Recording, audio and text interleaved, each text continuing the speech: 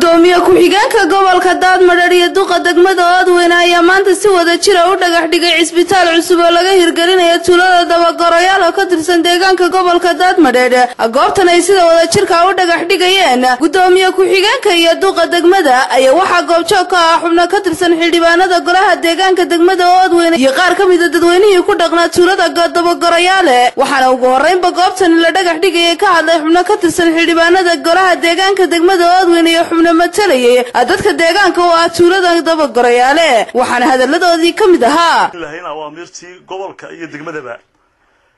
waa adkeynta nabadgelyada iyo bixinta cashuurta labada qodob baan u soconay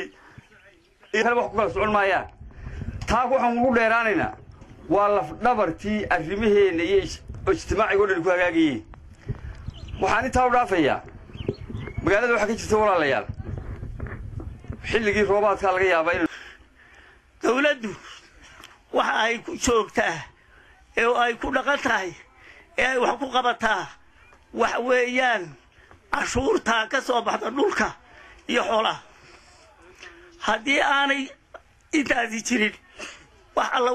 wax qabanaya ama adeegaya ama hagaajinaya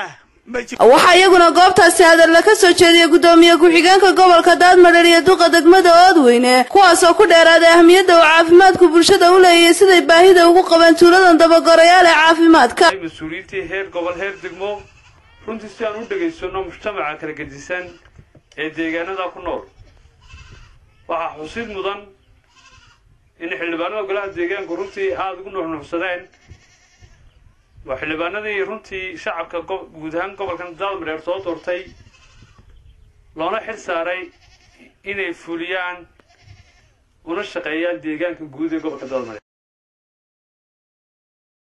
asikastaba xaalku ahaadee waqtigan isbitaalka loo dhagax dhigay tuulada Dabagoroyaal ayaa ahaa mid ay baahi weyn u qaban isbitaal noocan oo kale in laga hirgeliyo maadaama ay xoog uga fog yihiin